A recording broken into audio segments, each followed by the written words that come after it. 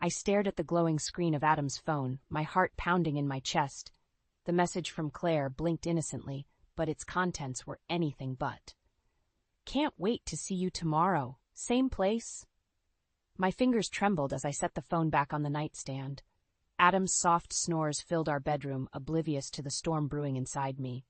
I slipped out of bed, padding quietly to the kitchen of our cramped apartment. The clock on the microwave read 2:17 a.m. I gripped the edge of the counter, willing my breathing to slow. This had to be a mistake. There had to be an explanation. "Em?" Adam's sleepy voice startled me. "What are you doing up?" I turned, forcing a smile. "Just getting some water. Go back to sleep." He yawned, running a hand through his tousled hair. "You okay? You look pale." "I'm fine," I lied. "Really." Adam shrugged, shuffling back to bed. I watched him go, my mind racing. Should I confront him now? Demand answers? Or wait and see what happened? The next morning, I went through the motions of getting ready for work. Adam kissed me goodbye, same as always. "Have a great day, hon." "Love you." "Love you too," I echoed, the words tasting like ash in my mouth. At the nonprofit where I worked, I couldn't focus. My coworker, Jen, noticed immediately. "Emily, what's wrong? You look like you've seen a ghost." I hesitated, then spilled everything. Jen's eyes widened as I told her about the text. "Oh, sweetie," she said, squeezing my hand. "What are you going to do?" "I don't know," I admitted. "Part of me wants to follow him, see where he goes, but that feels wrong." Jen shook her head. "No, you need answers. If he's cheating, you deserve to know." The rest of the day crawled by. When 5 o'clock finally arrived, I raced to my car. Adam usually got home around 6:30. I had time. I parked down the street from our apartment, my stomach in knots. At 6:15, Adam's car pulled up, but instead of going inside, he walked to the corner and hailed a cab. My hands shook as I started the engine, following at a safe distance. We wound through the city until the cab stopped outside a trendy bar downtown. I watched, bile rising in my throat as Adam strode inside. 5 minutes later, a pretty blonde woman arrived. She glanced around before entering the bar. Tears blurred my vision as I fumbled for my phone. I snapped a picture just as the woman disappeared inside. "Oh, Adam," I whispered. "How could you?" I don't know how long I sat there, numb with shock and betrayal. My phone buzzed, a text from Adam. "Working late tonight, babe. Don't wait up." Anger surged through me, hot and fierce. I started the car, my mind made up. No more lies, no more excuses. As I pulled into our parking lot, my phone rang. It was Adam's mother, Lily. "Emily, dear." Her syrupy voice grated on my nerves. "I was thinking of stopping by tomorrow. Adam mentioned you two might be ready to start looking at houses. I have some ideas." "Now's not a good time, Lily," I cut her off. "I'll have to call you back." I ended the call, ignoring her protests. Taking a deep breath, I marched up to our apartment. It was time for a reckoning. The lights were off when I entered. I flicked them on, revealing the shabby furniture and peeling wallpaper. How had I let Lily convince us this dump was all we could afford? I grabbed a suitcase from the closet and began throwing Adam's clothes inside. Each item fueled my rage. By the time I heard his key in the lock, I was ready. Adam stumbled in, reeking of alcohol and perfume. He froze when he saw me. "Em, what's going on?" I met his confused gaze, my voice steady. "I think it's time we had a talk, Adam, about Claire." 3 months had passed since that fateful night. Adam swore it was a one-time mistake, begged for forgiveness. Like a fool, I believed him. Now, as I stared at our dwindling bank account, I wondered if I'd made the right choice. "Em, did you hear what I said?" Adam's voice snapped me back to reality. We sat at our rickety kitchen table, bills spread before us. "Sorry, what?" he sighed, exasperated. "I said, Mom thinks we should look at that new condo development downtown." I blinked, stunned. "Adam, we can barely afford this place. How could we possibly—" "Mom says she'll help with the down payment," he interrupted. "She thinks it's a great investment." Of course she did. Lily always had an opinion on our finances, our careers, our entire lives. I bit back a retort, trying to stay calm. "That's generous, but I'm not comfortable taking money from your mother." Adam's face darkened. "Why not? She's just trying to help." "Help control us, you mean?" I muttered. "What was that?" I forced a smile. "Nothing. Look, can we talk about this later? I have to get ready for work." As I gathered my things, my phone buzzed. A text from my mom, "Dinner this weekend?" Before I could reply, Adam appeared behind me. "Who's that?" "Just my mom." I said, pocketing the phone. She wants to have dinner. Adam frowned. This weekend? But we're supposed to look at condos with my mother. I stared at him, incredulous. When did we decide that? I told you last night, he insisted. You must not have been listening. The argument that followed was brief but intense. In the end, I caved. Again. Fine, I snapped. Tell your mother we'll go. At work, I couldn't focus. Jen found me hiding in the supply closet, fighting back tears. Oh, honey, she said, pulling me into a hug. What happened? I spilled everything, the condo, Lily's interference, Adam's attitude. Jen listened, her expression growing more concerned. Emily, she said gently, are you sure this is what you want? You seem so unhappy. I wiped my eyes, straightening my shoulders. It's just a rough patch. We'll get through it. But as the weekend approached, my anxiety skyrocketed. At a Saturday morning, I found myself trailing behind Adam and Lily as they toured a sleek, modern condo. Isn't it perfect? Lily gushed, her perfectly manicured nails tapping against the granite countertop. Adam, darling, this is exactly what you need. I bristled at her words. What Adam needed, not what we needed. The realtor, a perky blonde named Sarah, turned to me. What do you think, Mrs. Thompson? Can you see yourself living here? Before I could answer, Lily cut in. Oh, she loves it. Don't you, Emily? I forced a smile, my hands clenched at my sides. It's nice. Adam shot me a warning look. I knew that look. It meant, don't start anything. As Sarah led us to the master bedroom, my phone vibrated. A text from my dad. Everything okay, sweetie? Haven't heard from you in a while. Guilt washed over me. I'd been so caught up in this condo nightmare I'd neglected my own parents. Emily! Lily's sharp voice made me jump. Put that phone away. This is important. I looked up to see all three of them staring at me. Lily annoyed, Adam embarrassed, Sarah confused. Something inside me snapped. You know what? I said, my voice surprisingly steady. I need some air. I turned and walked out, ignoring Adam's calls. In the hallway, I leaned against the wall, trembling. What was I doing? This wasn't the life I wanted. This wasn't the marriage I dreamed of. My phone buzzed again. This time it was a notification from our joint bank account. A large transfer had just been made, the down payment for the condo. I stared at the screen, my vision blurring with tears. Adam had done it, without even asking me. As I heard their footsteps approaching, I made a decision. It was time to stand up for myself, time to fight for the life I deserved. Taking a deep breath, I squared my shoulders and prepared for the confrontation that was about to come. The condo felt like a gilded cage. 2 weeks after moving in, I found myself staring out the floor-to-ceiling windows, longing for our old, cramped apartment. At least there, I'd felt at home. The sound of a key in the lock made me tense. Adam or Lily? These days, it was hard to tell who'd come barging in uninvited. Emily, darling. Lily's shrill voice echoed through the space. Where are you? I plastered on a smile and turned to face my mother-in-law. Hi, Lily. I didn't know you were coming over. She waved a manicured hand dismissively. Oh, I was in the neighborhood. Thought I'd drop by and see how you're settling in. Her eyes narrowed as she surveyed the living room. You haven't unpacked everything yet? I bit back a retort. We've been busy with work. It's a process. Lily clicked her tongue. Well, we can't have that. I'll call my interior decorator. She'll have this place looking fabulous in no time. That's really not necessary. Nonsense, Lily interrupted. It's the least I can do. After all, I helped you get this lovely home. The way she emphasized helped made my skin crawl, as if we were children who couldn't manage on our own. Actually, Lily, I said, finding my voice, Adam and I were thinking of decorating ourselves. Make it our own, you know? Lily's smile tightened. Oh, sweetie, that's adorable. But let's leave it to the professionals, shall we? We wouldn't want it looking cheap. Before I could respond, she was on her phone, chattering away to her decorator. I retreated to the kitchen, my hands shaking as I poured myself a glass of water. This was supposed to be our fresh start, our chance to rebuild after Adam's indiscretion. Instead, it felt like Lily was taking over our lives more than ever. The front door opened again, and Adam's voice drifted in. Mom, what are you doing here? I stayed in the kitchen, listening to their muffled conversation. When Adam finally appeared, he looked sheepish. Hey, Em. Sorry about this. You know how Mom gets. I set down my glass, harder than necessary. Yeah, I do. The question is, why do you let her? Adam's face darkened. What's that supposed to mean? It means I'm tired of your mother making decisions for us. I snapped. This is our home, Adam. Ours, not hers. She's just trying to help, he argued. Why can't you be grateful? Grateful? I laughed bitterly. For what? For undermining every choice we make? For treating me like I'm not good enough for her precious son?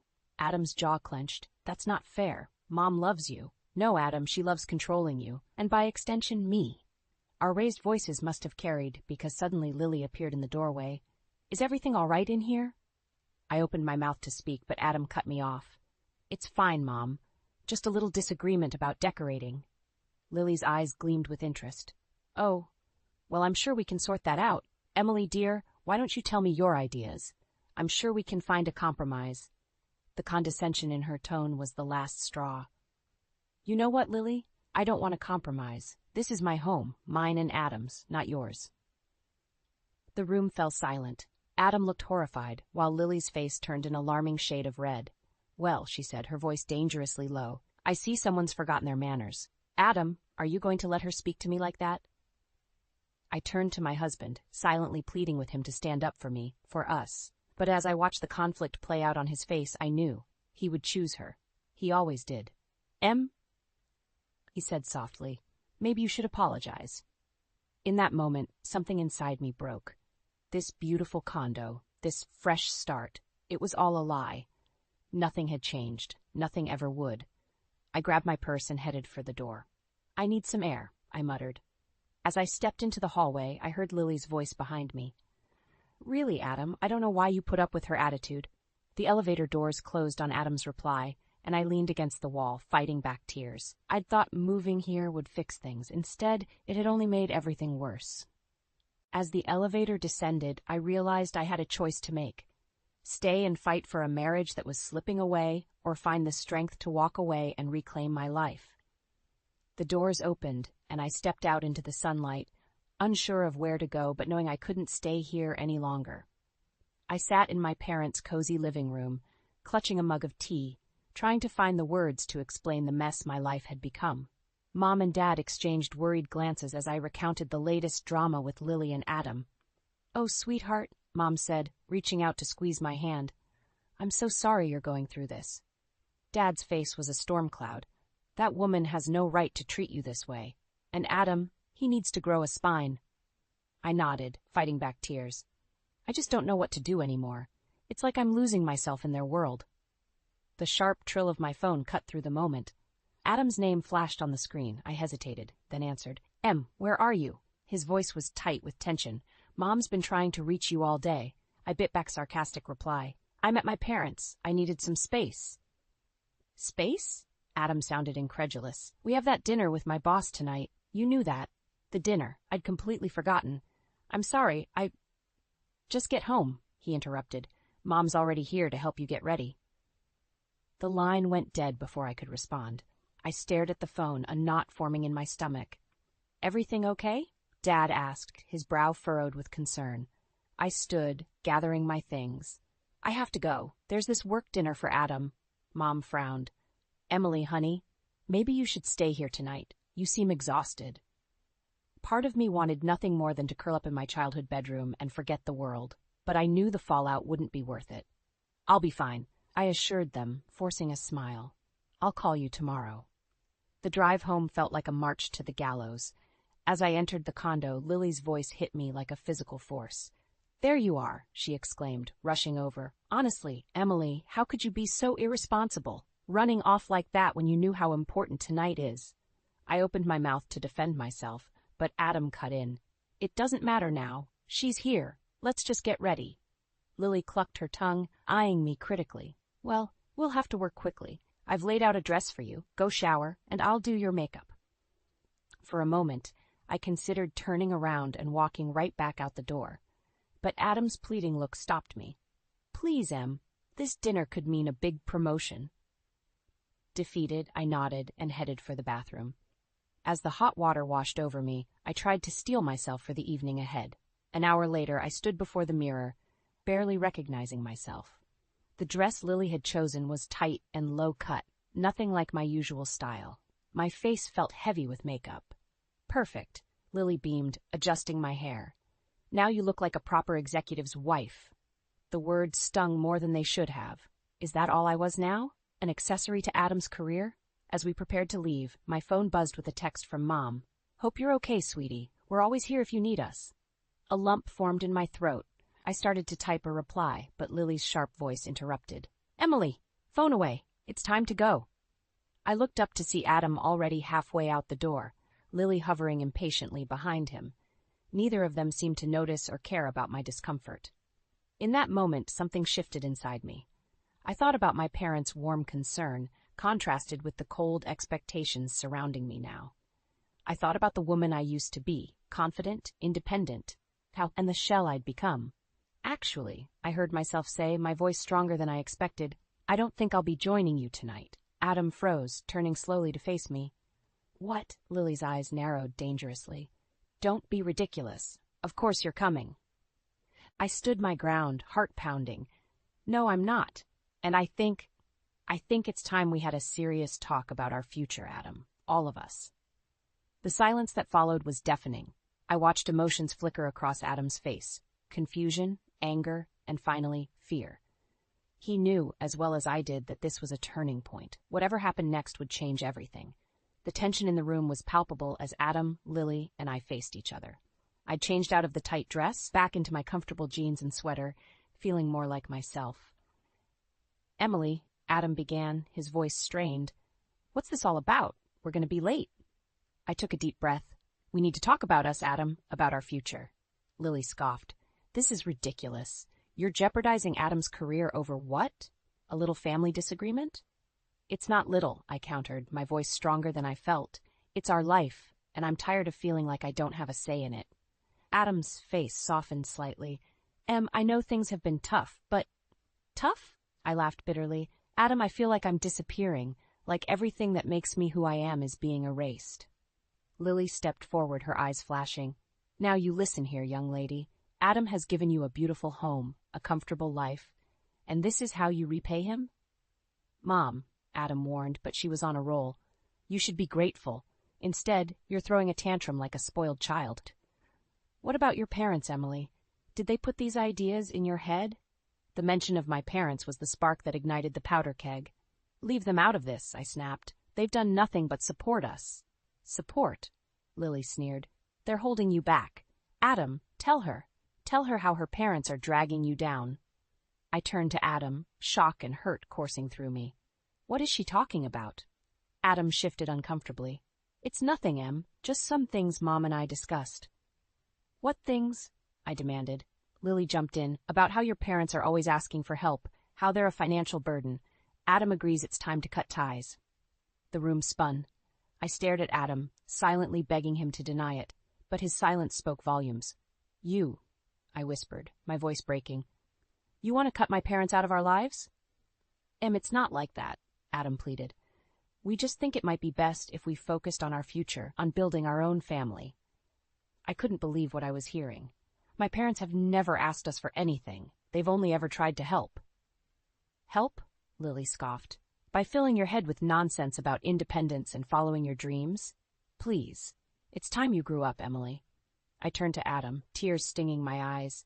And you agree with this? He hesitated, then nodded slowly. I think Mom has a point, Em. We need to start putting ourselves first. In that moment, something inside me shattered. The man I loved, the man I thought I knew, was siding with his mother over me, over my family. I see, I said, my voice eerily calm. Well then, I guess I know where I stand. I moved towards the bedroom, but Adam caught my arm. Em, wait, where are you going? I shook off his grip. I'm packing a bag. I can't stay here tonight, maybe not ever. Don't be dramatic, Lily snapped. Adam, tell her she's being ridiculous. But Adam just stood there, conflict etched across his face. Em, please, we can work this out. I looked at him, really looked at him, and saw a stranger. A man so entangled in his mother's web that he couldn't see the damage he was causing. Can we? I asked softly. Because from where I'm standing, it seems like you've already made your choice. I turned and walked into the bedroom, my heart pounding. As I threw clothes into a suitcase, I heard Lily's shrill voice and Adam's muffled responses. But I tuned them out, focusing on the task at hand. When I emerged with my bag, Adam was alone. Lily having finally left for the dinner. "Emily," he said, his voice breaking. "Please don't go." I met his gaze, feeling a strange mix of sadness and resolve. "I have to, Adam. I need time to think, to figure out if there's anything left to save here." As I reached for the door, Adam called out one last time. "I love you, Em." I paused, my hand on the doorknob. "I love you too, Adam, but right now, that's not enough." With that, I stepped out into the hallway, closing the door on the life I'd known. As I rode the elevator down, I realized I was facing a crossroads. Stay and fight for a marriage that was crumbling, or leave and rediscover the woman I used to be. The choice, I knew, would change everything. 2 weeks had passed since I'd walked out of the condo. 2 weeks of soul-searching, of rediscovering who I was without Adam's shadow looming over me. I'd been staying with my parents, their unwavering support a balm to my battered spirit. But it was time. Time to face the music, to decide once and for all if my marriage was worth saving. I stood outside the condo door, key in hand, heart pounding. Adam's texts had been a mixture of apologies and pleas over the past fortnight. Part of me hoped that this separation had been a wake-up call for him. Taking a deep breath, I unlocked the door and stepped inside. The first thing that hit me was the silence. No TV blaring, no Lily's shrill voice offering unsolicited advice, just quiet. "Adam?" I called out, my voice echoing in the empty space. No response. I moved through the living room, noticing small changes. My favorite throw pillow was missing. The photos of my family were gone from the mantel. A chill ran down my spine as I approached the bedroom. The door was slightly ajar, and I could hear muffled sounds coming from inside. My hand trembled as I pushed the door open. The world stopped. There, tangled in our sheets, the ones I'd picked out when we first moved in, was Adam. And he wasn't alone. A blonde head peeked out from under the covers, and I found myself staring into the startled eyes of Claire, Adam's coworker. For a moment, no one moved. Then Adam scrambled up, wrapping a sheet around his waist. I can explain." But I was already backing away, my vision blurring with tears. I turned and ran, Adam's desperate calls fading behind me. I made it to the elevator before the sobs hit, racking my body as I slumped against the wall. How could he? After everything we'd been through, how could he do this? My phone buzzed incessantly, Adam, no doubt, trying to reach me. I silenced it, unable to deal with his excuses. Instead, I called the one person I knew would understand. "Jen," I choked out when she answered. "Can you come get me? I'm at the condo." 20 minutes later, I was in Jen's car, recounting the horrific scene I'd walked in on. "That bastard," Jen seethed, gripping the steering wheel. "I'll kill him." I shook my head, feeling hollow. I can't believe it. Was I so blind? How long has this been going on?" Jen's expression softened. "Oh, honey, this isn't your fault. Adam's the one who broke his vows." As we drove, my shock slowly gave way to anger. Years of compromises, of bending to Adam's and Lily's will flashed through my mind. And for what? To be betrayed in the most painful way possible? "I want to destroy him," I whispered, surprising myself with the vehemence in my voice. Jen glanced at me, a fierce glint in her eye. "Then let's destroy him. You've got options, Em. Legal options." My phone buzzed again, this time with a text from Lily. "How dare you upset Adam like this? Call him back immediately." Something snapped inside me. The last thread of hope, of love, severed cleanly. "You're right," I said, my voice steadier than I felt. "I need a lawyer, and I need to document everything." Jen nodded approvingly. "That's my girl. We'll start making calls tomorrow. For now, let's get you somewhere safe." As we pulled up to Jen's apartment, I felt a strange mix of devastation and determination. My marriage was over. That much was clear. But this wasn't the end of my story. It was the beginning of my revenge. I stepped out of the car, leaving behind the naive, accommodating Emily. In her place stood a woman scorned, a woman ready to fight for herself. Adam and Lily had no idea what was coming, but they were about to find out. The office of Harriet Sloane, divorce attorney extraordinaire, buzzed with an energy that matched my own determination. I sat across from her, a thick folder of evidence spread between us. "Well, Emily," Harriet said, her steely eyes gleaming, "I must say, you've given me quite a lot to work with." I nodded, my jaw set. "I want everything I'm entitled to, and then some." Harriet smiled, a predatory grin that sent a shiver down my spine. "Oh, we'll get that and more. Adam's infidelity, combined with the financial records you've provided, Let's just say he's in for a rude awakening. As we discussed strategy, my phone buzzed incessantly. Adam, again. I silenced it without a second thought. Now, Harriet continued, about the condo. A commotion outside interrupted us. Raised voices, a scuffle. Suddenly the door burst open, revealing a disheveled Adam and an irate Lily. "Emily!" Adam cried, his eyes wild. "Please, just talk to me." I stood, fury coursing through my veins. "How dare you come here? This is a private meeting." Lily pushed past Adam, her face contorted with rage. "You ungrateful little—" "That's quite enough," Harriet interjected, her voice sharp as a blade. "Mr. Thompson, Mrs. Thompson, I suggest you leave immediately before I call security." Adam stepped forward, his hands outstretched. Baby, please, we can work this out. I made a mistake, but I love you." I laughed, a bitter sound that surprised even me. "Love? You call what you did love? You betrayed me, Adam. You and your mother both." Lily bristled. "Now see here." "No, you see here," I snapped, years of pent-up frustration pouring out. "You've controlled our lives for too long. You pushed me aside, belittled me, tried to cut me off from my own family. Well, guess what? It ends now." Adam's face paled. "What are you saying?" I turned to Harriet, who nodded encouragingly. "I'm saying I want a divorce, and I'm going to take you for everything you're worth." The room fell silent. Adam staggered back as if I'd physically struck him. Lily's mouth opened and closed, for once at a loss for words. "You can't do this," Adam finally whispered. "What about our life together? Our future?" "Our future," I echoed incredulously. "You threw that away the moment you decided to sleep with Claire." Adam's eyes widened in shock. Lily gasped, turning to her son. "You didn't." "Oh, he did," I confirmed, a grim satisfaction settling over me. "In our bed, no less." The look of betrayal on Lily's face almost made me laugh. Almost. "Adam," she hissed, "is this true?" He fumbled for words, his carefully constructed world crumbling around him. "Mom, It's not." "Save it," I cut in. "I have all the evidence I need. Now both of you, get out." Security arrived, summoned by Harriet's discreet call. As they were escorted out, Adam made one last desperate plea. "Emily, please. I'll do anything. We can start over, just the two of us. No more interference, I promise." For a moment I wavered. The look in his eyes, so familiar, so full of regret. But then I remembered the sight of him with Claire, and my resolve hardened. "Goodbye, Adam," I said quietly, turning away. As the door closed behind them, I sank back into my chair, exhausted but exhilarated. Harriet watched me carefully. "Are you all right?" she asked. I took a deep breath, feeling lighter than I had in years. "Yes," I replied, surprised to find I meant it.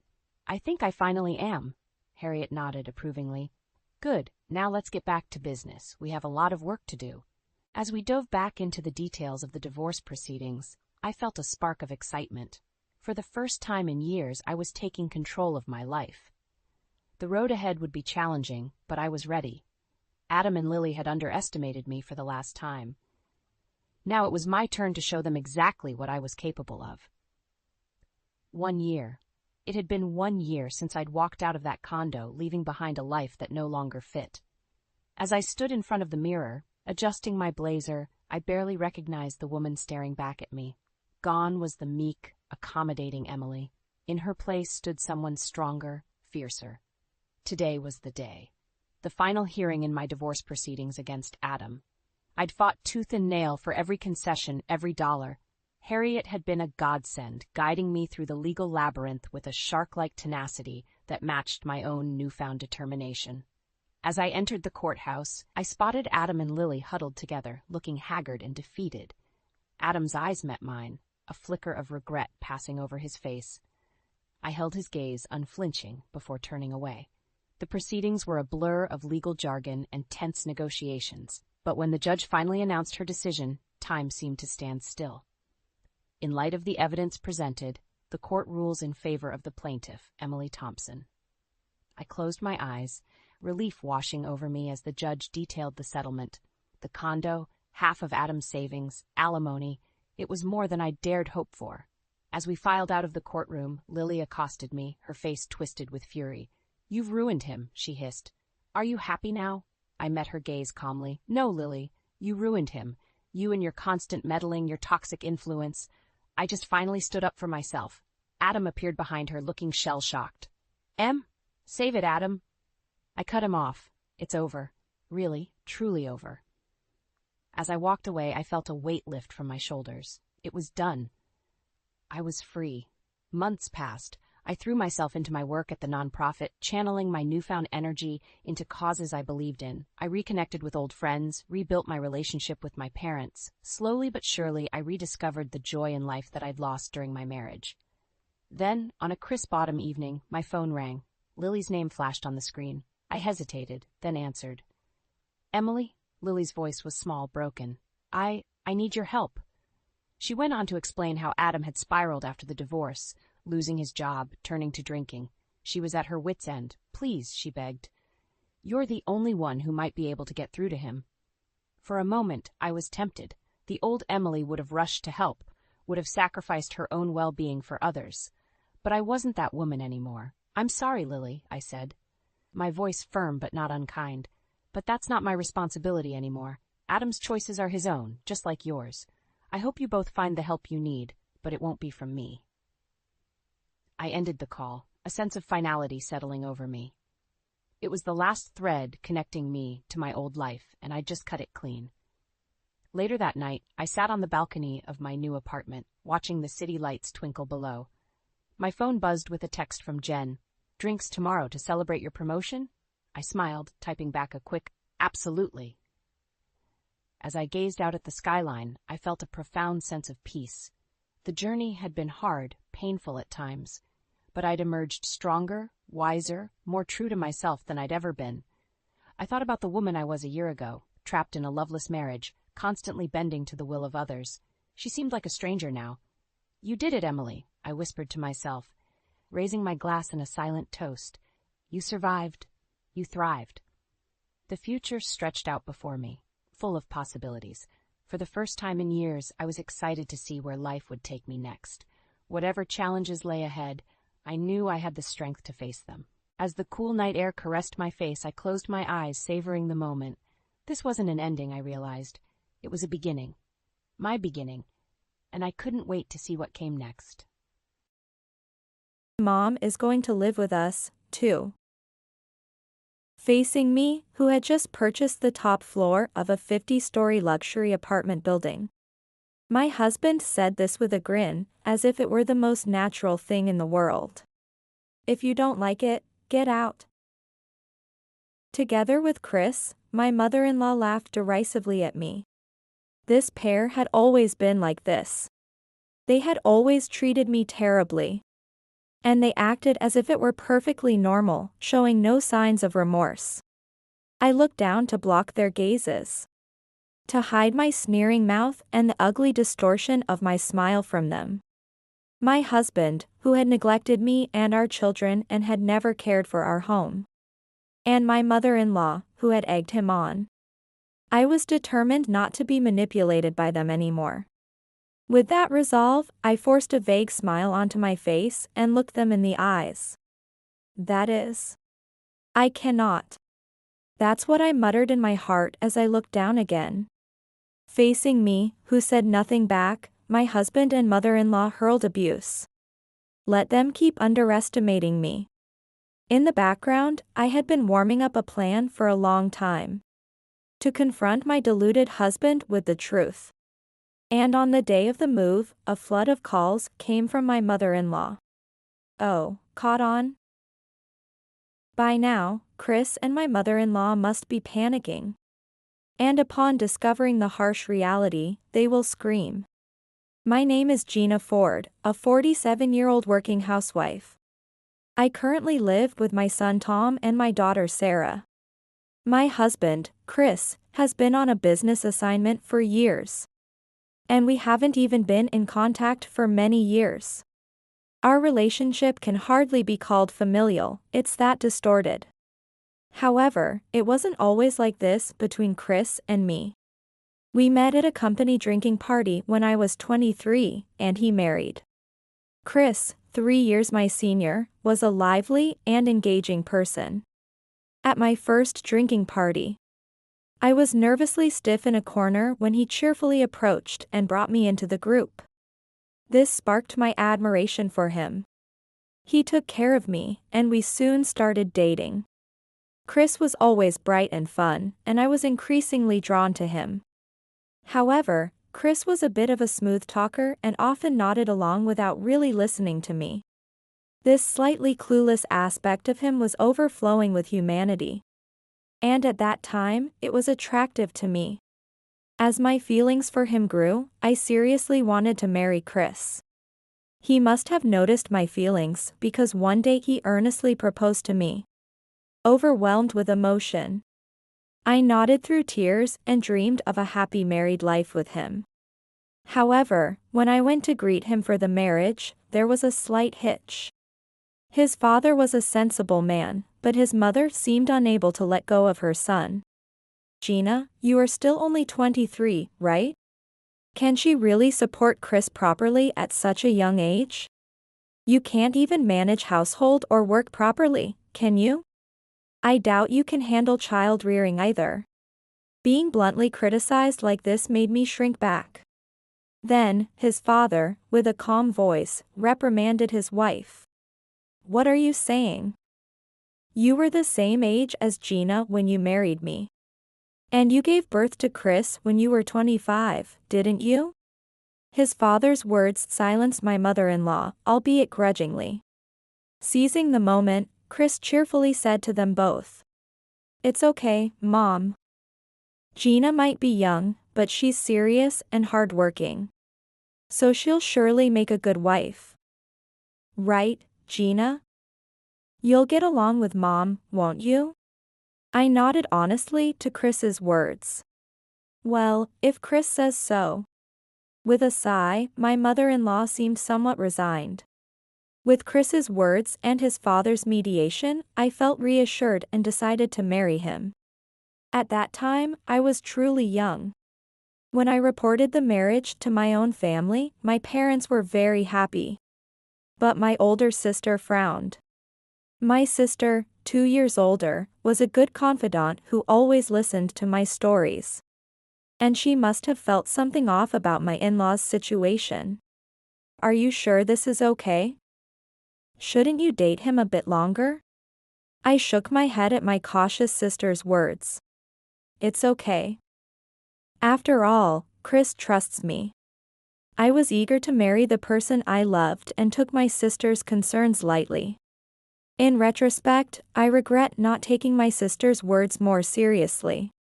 Knowing my determination, my sister sighed lightly and looked me straight in the eye. All right. If you say so, I'll support you with all my might. Then she took my hand and continued. But if anything happens, make sure you consult me. I'm always on your side. Thus, surrounded by blessings, Chris and I got married. However, even after our marriage, my mother-in-law's snide remarks and nagging didn't stop. And despite being newlyweds, Chris took me to his parents' house every weekend.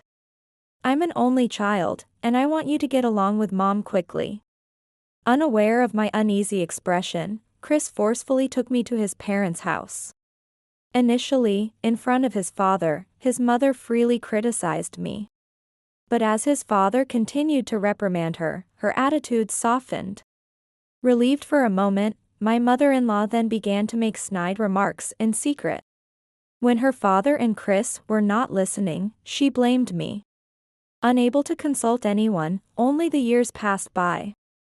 However, the situation slightly improved later. 2 years later, my son Tom was born, and 2 years after that, my daughter Sarah was born.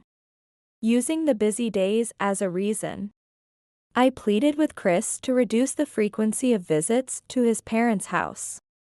Even without this, Chris rarely helped with household chores or childcare. Even if my in-laws are close, given the current situation, it's impossible to visit every week. But Mom insists on seeing Tom. You should show some filial piety occasionally too. I almost blurted out, then why don't you provide some family time? But I swallowed my words in desperation. Despite my daily hustle with childcare and housework, all that came out of Chris's mouth was about his mother. He kept saying she was lonely or concerned about Tom. I couldn't help but wonder, which family does he really care about? After getting married, I realized that Chris was excessively attentive to his mother. Probably because she doted on him excessively. And such doting by his mother was another headache for me. Yes, another reason I didn't want to go to my in-laws was not just my mother-in-law's snide remarks. While she doted unconditionally on her grandson Tom, she showed no interest in her granddaughter Sarah, treating her dismissively. However, she didn't express this by being sarcastic as she was with me. Instead, she maintained complete indifference. She would buy toys and sweets for Tom, but nothing for Sarah. She only spoke to Tom. And she always repeated the same thing to Tom. Tom, you are the heir of the Ford family. So you must listen well to what Grandma says. Each time, the young Tom would tilt his head and look up at me with a puzzled face. Mother, I'm sorry, but that's a bit. As I hesitated to speak, my father-in-law next to me quickly picked up Tom and peered into his son's face, saying, Tom, you don't have to listen to Grandma. Instead, you should grow up to be a kind man. As my father-in-law spoke gently, Tom giggled happily. Thus, each time my mother-in-law tried to indoctrinate Tom, my father-in-law gently steered him away from her. Since Sarah was born, my father-in-law started speaking differently to Tom. Tom, do you like Sarah? Yes, I love Sarah. Then, promise Grandpa that you'll protect your sister. Yes, I can promise. Perhaps my father-in-law sensed something. He made a pinky promise with Tom. This happened when Tom was 6 and Sarah was 4 years old. The difference in my mother-in-law's attitude towards Tom and Sarah was blatantly obvious to anyone, even to the young children. That's why my son and daughter, who had become aware of things, were attached to the kind and gentle father-in-law, but not to the grandmother who showed interest only in her grandson. Tom always looked sad and asked me, why doesn't Grandma treat Sarah the same way she treats me? Seeing my son hug his sister tightly made my heart clench. That's when I started visiting my in-laws even less frequently. I was already disliked by my mother-in-law, so I didn't want to get close to her place. Moreover, my mother-in-law's excessive behavior towards my children. All of these reasons led me to refuse to visit my in-laws, using childcare and household chores as excuses. My primary concern was to protect my children's hearts. At first, Chris grumbled about us not accompanying him. But perhaps dealing with my steadfast refusal became too troublesome for him. Eventually, Chris started visiting his parents alone on weekends. Thus, naturally, a distance grew between us. And a year later, when our daughter turned 5, my father-in-law passed away due to illness. And Chris's life became even more centered around his mother-in-law. With the loss of my father-in-law as a buffer, Chris stopped asking me to visit my in-laws. Perhaps my mother-in-law said something to him. Chris started visiting his in-laws after work, and prioritized his mother over his family even on holidays. He had always put our family second, and this worsened. Eventually, Chris spent most of the week at his parents' house. While I struggled with the gap growing between us, I was also overwhelmed with daily childcare and household chores, and I let the issue slide. And a year after my father-in-law's death, Chris's returns home became as infrequent as a few times a month. As a result, he almost had no interaction or conversation with the children. Desperate, I pleaded with Chris to fulfill his responsibilities as a father. Hey, the kids have a sports day coming up. You alone are enough for that. Chris dismissed it outright. Besides, on that day, Mom has asked me to do something for her. Again, it was his mother's errand. I inadvertently confronted Chris with a stern tone. But the children's events are once in a lifetime. You're their father after all. No, Mom is getting old, so it's only natural to prioritize her. What about our family, our daughter, and our son's feelings? How many times must the children have asked when their father would return or come to see us? Each time, I soothed the children. Then, with tears welling up in their eyes and lips pursed, they looked so brave. How many times that sight pained my heart. Chris always said, "You and the kids lack consideration for Grandma," angrily blaming us and storming out to stay with his mother for weeks. This continued for years, and I finally began considering divorce.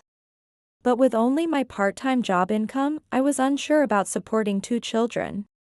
That's when I remembered what my sister had said.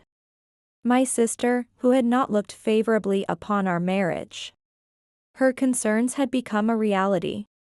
I decided to call and consult her.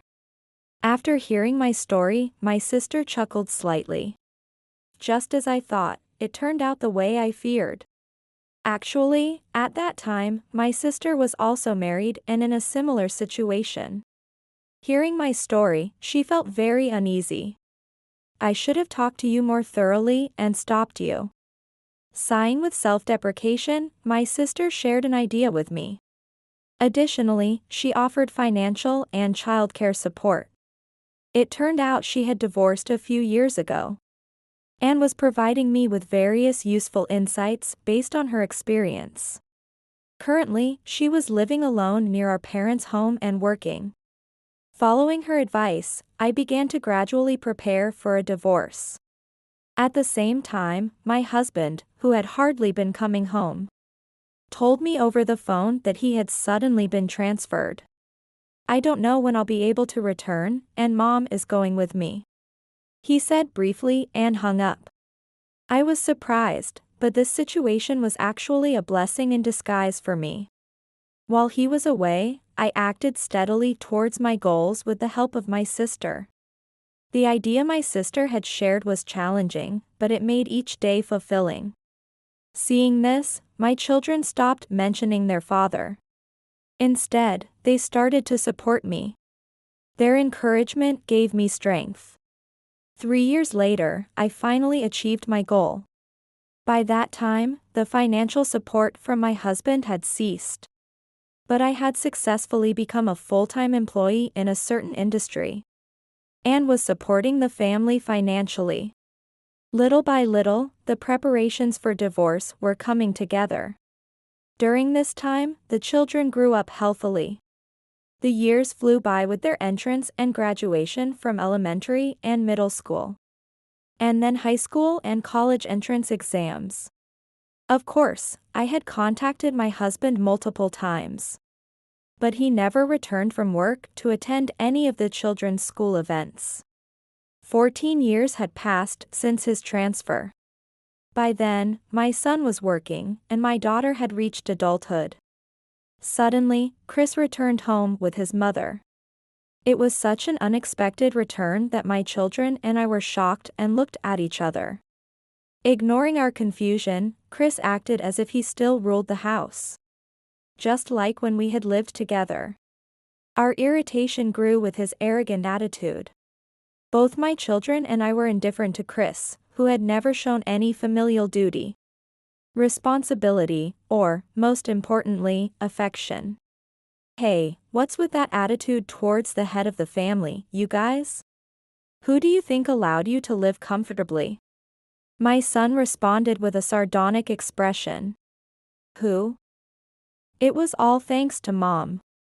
What? There's no way a mere part-time housewife could support a family financially. Stop talking nonsense. Watching him rant, I suddenly questioned. Hey, why did you come back now? Chris answered arrogantly. Mom recently hurt her leg and became bedridden. She needs care. Nodding, my mother-in-law also agreed. Chris then told us about a more dreadful plan. We'll all live here together, and you and Sarah will take care of Mom. Facing his words as if it were a natural family obligation, we looked at each other. You've never acted like a father before, and now you're playing the family card? Exactly, we have our own lives. Besides, we're moving out to a new place. What? What are you talking about? You just need to listen to me. Faced with his selfish words, my children and I decided to mercilessly execute the plan we had prepared. Actually, you know the luxury apartment near the station? What? The 50-story one? Thinking he was caught, I continued without confirming or correcting. We decided to move there. I tried contacting you, but you never responded. What? Then, Mom and I will live with you in that house. As he said something absurd, his mother nodded vigorously next to him. You must be joking. Absolutely not. My children and I desperately refused to live together. But Chris and his mother wouldn't listen and were fully intent on moving into the tower mansion. Mom is going to live with us, too. Facing me, who had just purchased the top floor of a 50-story luxury apartment building. Chris said this with a grin, as if it were the most natural thing in the world. If you don't like it, get out. Together with Chris, my mother-in-law laughed derisively at me. This pair had always been like this. They had always treated me terribly. And they acted as if it were perfectly normal, showing no signs of remorse. I looked down to block their gazes, to hide my sneering mouth and the ugly distortion of my smile from them. My husband, who had neglected me and our children and had never cared for our home. And my mother-in-law, who had egged him on. I was determined not to be manipulated by them anymore. With that resolve, I forced a vague smile onto my face and looked them in the eyes. That is, I cannot. That's what I muttered in my heart as I looked down again. Facing me, who said nothing back, my husband and mother-in-law hurled abuse. Let them keep underestimating me. In the background, I had been warming up a plan for a long time. To confront my deluded husband with the truth. And upon discovering the harsh reality, they will scream. On the day Chris and his mother moved in, I had actually moved to a different single-family home with my children. Yes, moving to the luxury apartment was just a ruse. By now, Chris and my mother-in-law must be panicking. As evidence, my smartphone was flooded with calls from them. I answered the call from my mother-in-law in a deliberately relaxed tone. What's the meaning of this? Yeah. Why aren't you guys here? Oh, caught on? Then I confront my husband and mother-in-law with the harsh reality. The kids and I have already moved safely. Hearing this, my husband and mother-in-law scream. What do you mean? Explain this. They complain to me upon learning this. However, I rebuff them, pointing out that they were the ones who arbitrarily decided to live together. Moreover, I use the long period of separation as grounds to push for a divorce from my husband. I had decided on a divorce and consulted my sister, who introduced me to a lawyer specialized in divorce, and I had been consulting with him. I was fully prepared. My husband resisted. But when I informed him that the divorce could be granted based on our long separation, he finally agreed to the divorce. At the end, he spitefully said that he didn't care if a part-time housewife who bought a house without savings struggled. In my heart, I muttered that it was okay, because I was already working as a full-time employee. And then I hung up the phone. Yes, my husband, who had neglected our family for 14 years, didn't know that I had gone to nursing school and become a nurse. When I discussed divorce with my sister, she suggested that I could attend nursing school using a nursing scholarship, which doesn't require repayment if I work at the sponsoring hospital afterward. In fact, my sister had also become a nurse using this scholarship and was working. At that time, she told me that our hospital was hiring and suggested I apply for an interview. Gratefully, I took her advice, and that has brought me to where I am today. Also, my husband didn't know that our son had landed a job at a top-tier company. Our ability to move into a single-family home was thanks to my stable job and my son's high income, which significantly eased our financial situation. And the luxury apartment I bought for my husband and mother-in-law to live in wasn't a new building. It was a 60-year-old building past its warranty period, rumored to collapse immediately if there was an earthquake. That's why I was able to buy it for a song. My husband must be shocked by now, thinking he was going to live in a new luxury apartment near the station. But that was just a misunderstanding he had from listening to me. 3 months after divorcing my husband, he and my mother-in-law were brought into the hospital where I work.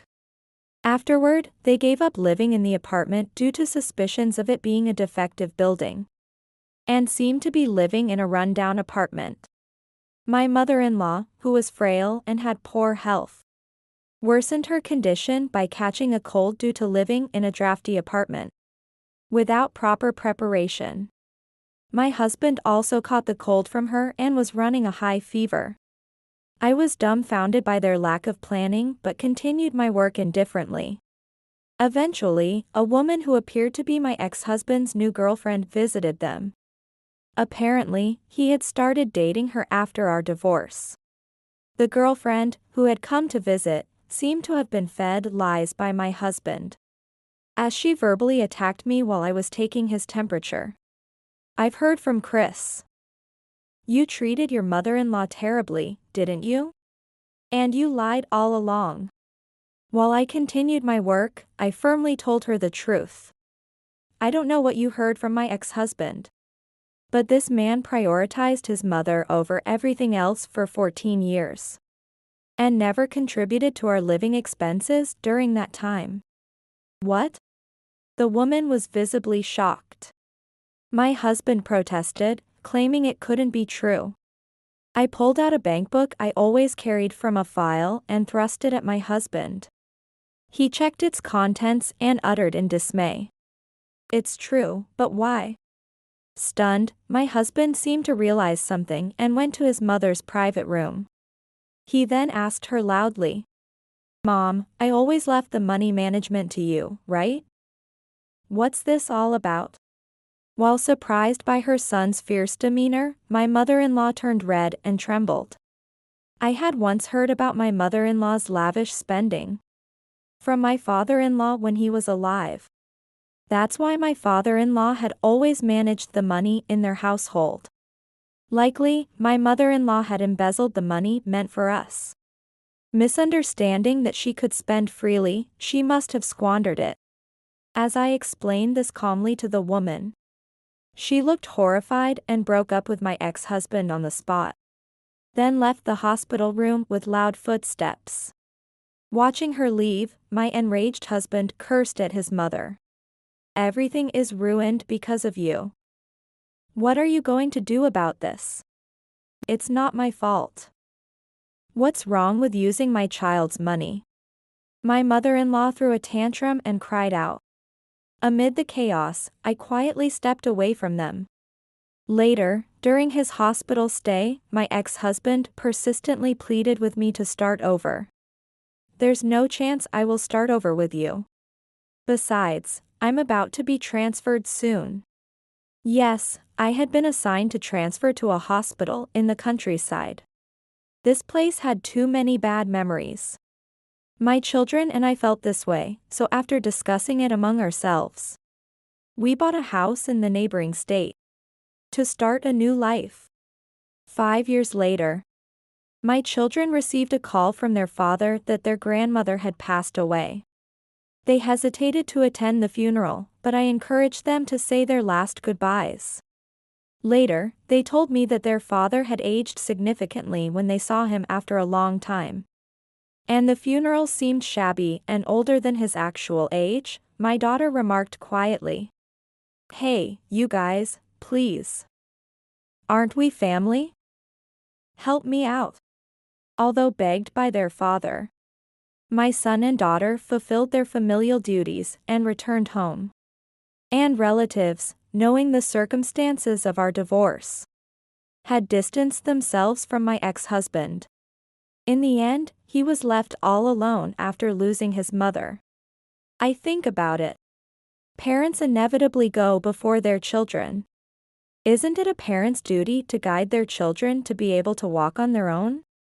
I vow to myself not to forget this, and to maintain a healthy distance with my children's families to avoid the same mistakes as my former mother-in-law and ex-husband. Since then, I have been thriving as a nurse, maintaining a good relationship with my married children. I'm an elite banker, so I deserve to remarry a beautiful and competent girlfriend. Being with a gloomy woman like you is bad luck for me. I'm divorcing a useless person who doesn't earn a penny. How can you say that? What about our child? What are you planning to do? You take care of Lily. I'm going to have a new child with my mistress. Left by my husband with my daughter, and to make matters worse, he started talking about remarrying after getting his mistress pregnant. Fed up with my husband's attitude, I decided to divorce. The divorce went through smoothly, but I had other important things to do. I went to my husband's workplace to handle an important procedure where my husband and his mistress, smirking, approached me. "Did you miss me so much that you came to my workplace?" "Haha, you must have come to withdraw savings since you don't have money as a housewife, right?" Facing the two of them, looking down on me like trash, I told them with a cold expression, I came to withdraw $6 million. Upon learning that I had won a large sum from a lottery ticket I bought on a whim, my husband desperately begged for my forgiveness, completely changing his tune. "My name is Emily. I am currently 32 years old. My childhood dream was to become a caregiver. I wanted to be helpful to people. After graduating from high school, I attended a specialized school for care welfare and successfully passed. I was able to fulfill my childhood dream. Working as a caregiver was hard, but I found great fulfillment in being thanked by the patients. One day, I was invited to a mixer by a close coworker. There I met Ethan. My first impression was, wow, he's handsome. I wanted to talk to him, but he seemed like the cool, quiet type, and I wondered if he disliked such events. However, as luck would have it, we were headed in the same direction afterward. As we walked to the station together, I found he was surprisingly talkative, and we had a great time. Ethan was just shy, not cool or anything. I found that gap endearing. We quickly became close and decided to get married. However, through mutual acquaintances, I later learned that Ethan had another girlfriend at the time. I was shocked to discover it was a case of two-timing, but I only found out after we were married. Regardless, I believed he had chosen me purely out of love. In the early days of our marriage, we enjoyed watching sports and going to the movies on our days off, fully enjoying our newlywed life. Buying lottery tickets became a shared hobby. It started when we first stumbled upon a lottery ticket vendor while going to a sports event. We bought a sports lottery ticket on a whim. Surprisingly, we won. It was probably beginner's luck. It wasn't a huge amount, but we got quite into it, buying small amounts regularly. For example, we'd buy tickets on days considered lucky, or if my horoscope was good that day. It was one of the few hobbies we both enjoyed. By our 4th year of marriage, we wanted a child but were having trouble conceiving. We were considering fertility treatments when we discovered I was pregnant. "That's great, Emily. We're finally going to be parents." When I confirmed the positive pregnancy test, my husband was teary-eyed with joy. "I'm so happy. But we can only be sure after going to the OB/GYN, right? I'm so anxious, but somehow I feel everything will be okay. It's just a hunch." The next day, I nervously went to the OB/GYN. The doctor confirmed on the ultrasound, "Congratulations, you are pregnant." I could see for myself that I was indeed pregnant. I was so happy that I immediately emailed my husband from the hospital's waiting room. "I'm pregnant, just entered the 5th week. Once we're in the safe period, we need to tell both our parents." The email was read immediately, and he replied, "Really? That's great. I'm so happy. Thank you, Emily. Please take care getting home." He usually takes a while to respond, but he must have been really happy this time. I returned home savoring my happiness. That night, "It's going to be exciting from now on, Ethan. Do you want a boy or a girl? Tough choice. I'd be happy with either, but if it's a girl, I might be too sad when she gets married. If it's a boy, it'd be fun to play a lot while he's small. Well, yeah, but if it's a girl, I'd love to talk about love stories with her." We had such light-hearted conversations while eating dinner. Soon after, we found out the baby's gender. Throughout the pregnancy, my husband supported me, and although it was tough, I had a happy maternity life without any major problems. Time flew by, and I safely gave birth to a lovely baby girl we named Lily. We talked about overcoming challenges together as a couple, but after the pregnancy and birth, I quit my job. Originally, I worked as a caregiver, which was physically demanding and involved night shifts, so continuing was difficult. However, my husband's attitude changed drastically after I became a full-time housewife. When we both worked full-time, we shared household chores. But once I became a housewife, he would say things like, "You've been at home all day, right? Why haven't you cleaned? You must be bored, right? Make more elaborate meals." And started to berate me with his attitude like that. Our marital relationship gradually weakened. And although we shared a bed, our intimate life became non-existent. He only tolerates sleeping in the same bed because he has nowhere else to sleep. He even says, "I don't even want to sleep with you." I think to myself, then sleep on the floor, but I can never actually say that. We hardly have any meaningful conversations anymore. Ethan only talks about practical matters. Even when I try to initiate a conversation, he doesn't listen and just responds indifferently. "Hey, about the drama yesterday. Listen, today, Lily. Did I see?" That's how our conversations go. He only responds with "etch" or "I see." He doesn't seem interested in expanding the conversation. The only time he gives a proper response is when he's angry. "What's this food? It's too bland. I can't enjoy this meal. I thought too much flavor isn't good for health. Shut up. You can't cook. Your cleaning is sloppy. You're completely useless at everything. If I hadn't married you, a woman like you wouldn't have been picked up by anyone." He often says things like that. Eventually, he even treats our 3-year-old daughter Lily coldly. "Daddy, look. Lily drew this." She shows him a drawing of him, but he just dismisses it with, "Oh, I see." A child wouldn't grow fond of such a father. Still, I try hard not to upset him and avoid fights. But lately, I've been thinking, Emily thought, am I just a housemaid under the guise of a housewife? At home, he's like this, but he works at a major bank.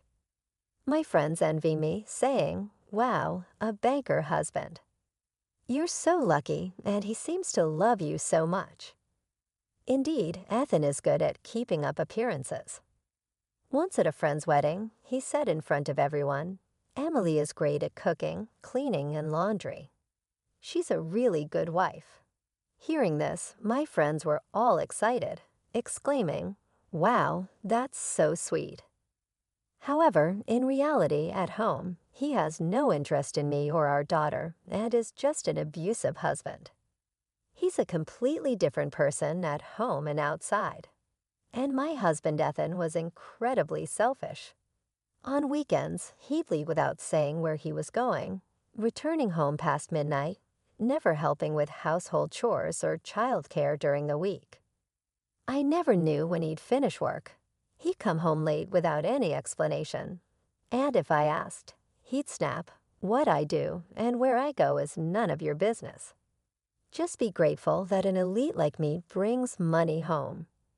He'd even say, "You're always at home, but can't handle household chores. A useless person like you has no right to complain to an elite like me. You've lost all your charm and don't look like a woman anymore, just using childcare as an excuse." I was devastated and cried when he first said that. Despite that, I didn't give up and tried to rebuild our relationship. But with Ethan hardly ever home and always in a bad mood in the mornings, our lives just drifted apart. This led to a de facto separation within our home. Others might think I should just get a divorce. Indeed, the thought of divorce had crossed my mind many times. But as a full-time housewife, could I raise my young daughter Lily alone?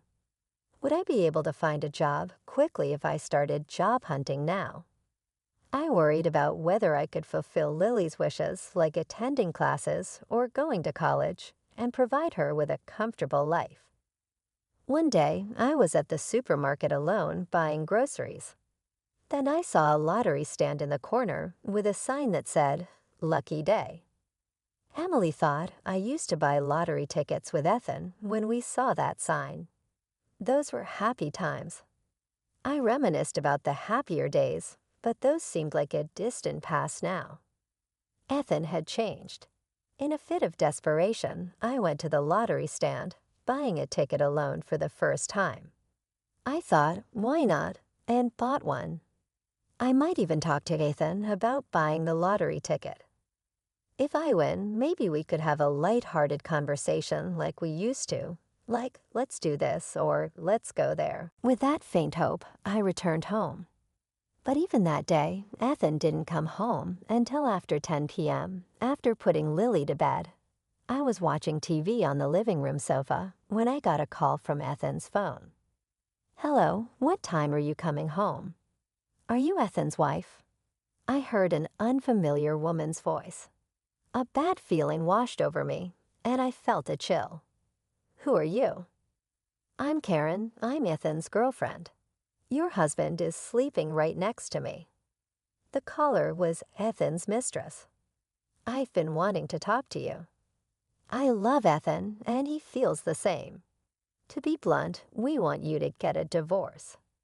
Ethan said, "My housewife wife is almost done serving her purpose. He'll probably bring it up soon, so please start preparing for the divorce." I was furious at my cheating husband, but I had been unaware of his affairs before and during our marriage. I had suspected him of cheating. He always came home around 10 p.m. on weekdays and was never home on weekends. He was glued to his phone and avoided any physical contact with me. While I wasn't surprised by his affair, Karen's brazen and unapologetic manner made my skin crawl. Her confident and triumphant tone, and the thought of Ethan sleeping soundly at his mistress's house every night, phone in hand, made my blood boil. "I see. I can't say anything without talking to my husband, so I'll end the call now. Let's talk again later." "No, it'll be the same even if you talk to Ethan. I'm pregnant. It's Ethan's child. Please get a divorce as soon as possible for the sake of this baby in my belly." Karen's statement left me speechless. "Pregnant? You must be kidding." "No joke. I'm an elite banker. I'll provide for Karen and the baby," Ethan said. "So I'll marry him, and we'll raise this child together. Time for a wife swap, haha. Oh, and can you send Ethan's stuff over to my place quickly? This woman must be out of her mind. I have a precious, beautiful daughter at home. And Ethan parading around as an elite banker everywhere was just appalling." I was so fed up that I calmly asked for her address instead of arguing. "All right, what's your address?" I said. She replied, "Oh, aren't you obedient? It's at XX Town, YY City." I noted it down meticulously and hung up. Ethan returned home late, admitting to the affair as soon as I confronted him about Karen's call. "Oh, she just spills everything, haha. I'm an elite banker, so I deserve someone beautiful and confident like Karen. I stayed with you, a mere housewife, thinking you might be useful. But lately, I've realized that being with a gloomy woman like you brings down my luck. I'm divorcing a useless person who doesn't earn a penny, hava." His cruel words felt like sharp stabs to my heart. "Luck, useless housewife, but we have a daughter to think about." I gathered my strength to ask, "What about Lily?" "You take care of Lily. I'm going to have a new child. Of course, I'll pay the property division. A mere housewife like you can't live without it, haha.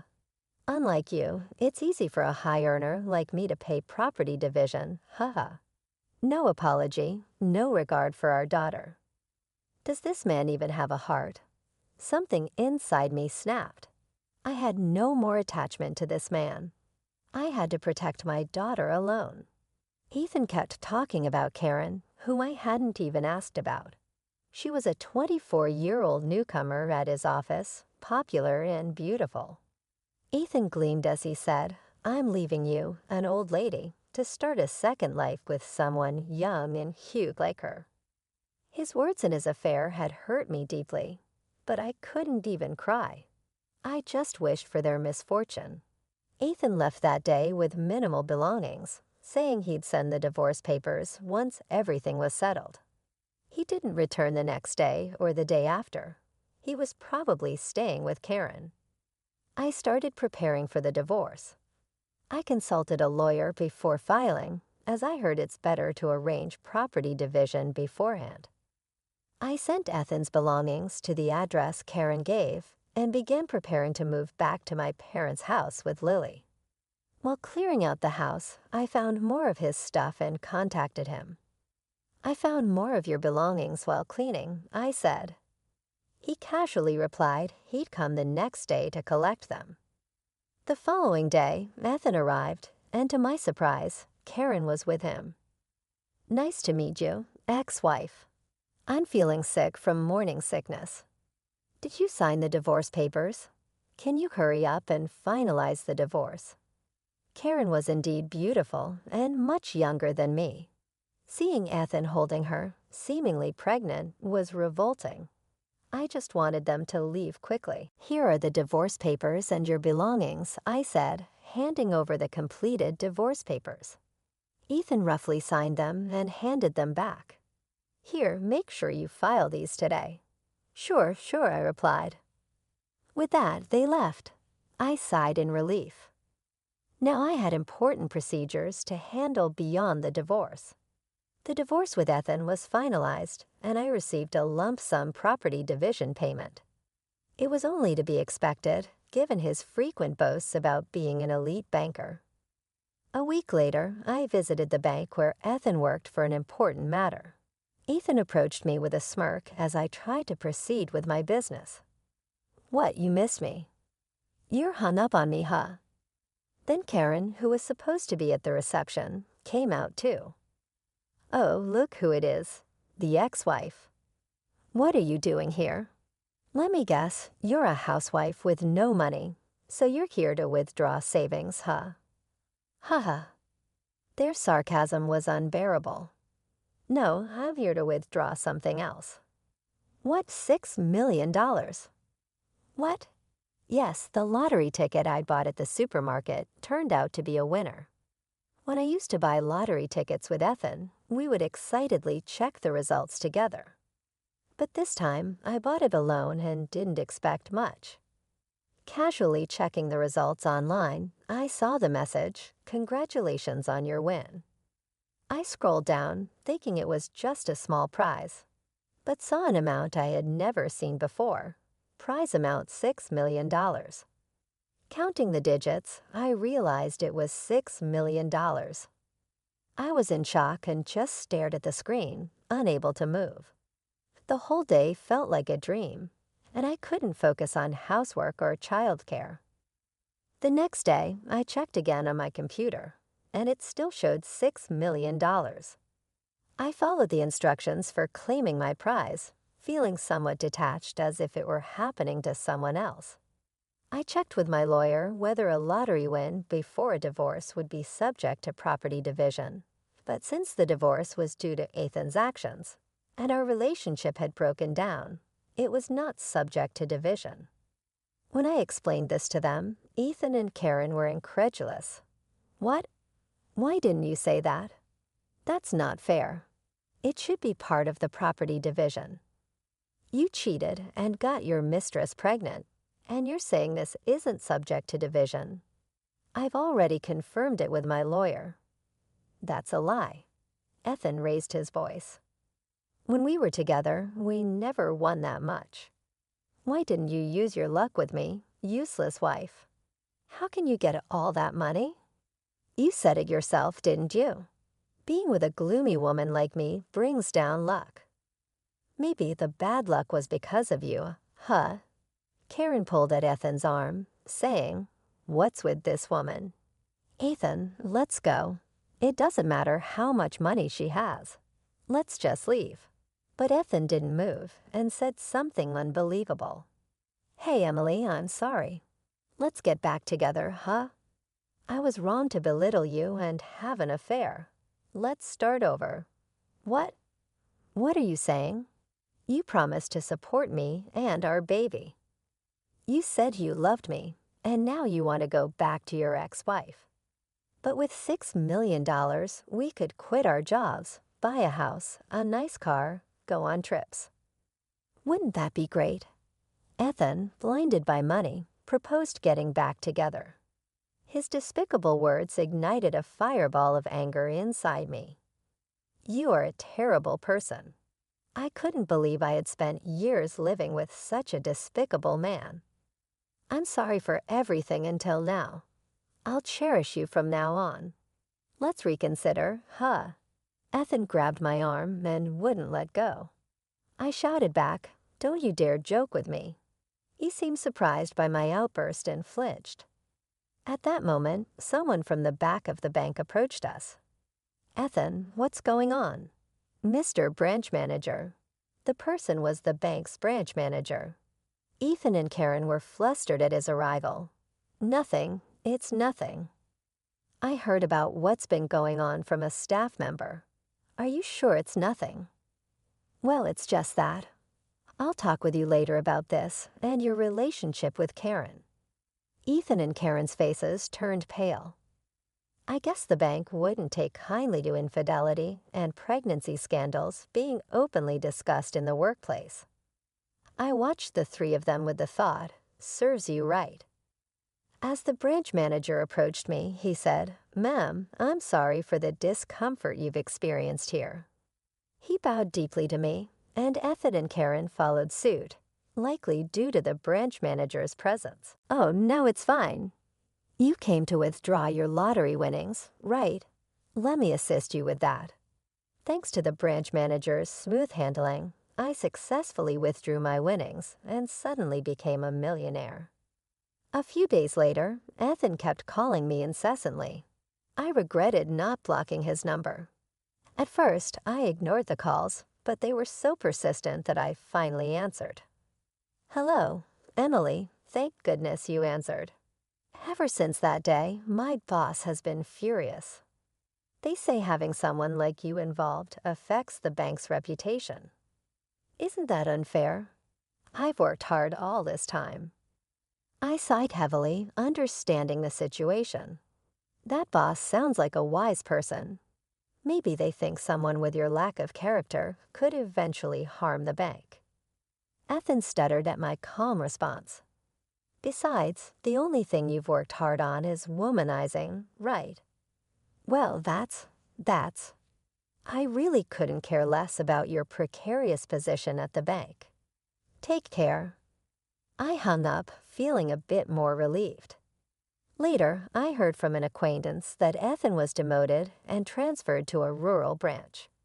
He was punished for the scandal and disorder he caused in the bank. Karen, having witnessed the whole scene of Ethan pleading to get back with me after learning about my winnings, furiously confronted Ethan. Actually, the baby isn't yours. Well, maybe it's not yours. I had other marriage candidates, and I thought marrying an elite banker like you would be a good choice. But a demoted, uncertain bank employee is of no use to me. I'll marry someone better. Goodbye. She had other suitors and was only considering remarrying Ethan because she thought he was an elite banker. Once he was just an ordinary employee with an unstable position, she decided he was no longer useful and left him. Ethan was eventually abandoned by his mistress, left by his wife and child, and found his position at work in jeopardy. It was a tale more frightening than any horror story. It truly felt like a well-deserved comeuppance. As for me, with the lottery winnings, I moved to a new apartment with my daughter. Well, the $6 million windfall meant I could. I have chosen not to work. I decided to be cautious and soon found a job, returning to my role as a full-time caregiver. I wanted to avoid reckless spending, considering my daughter's future. However, I did indulge in a bit of luxury. I took my daughter and my parents on a trip to Hawaii, staying in a great hotel.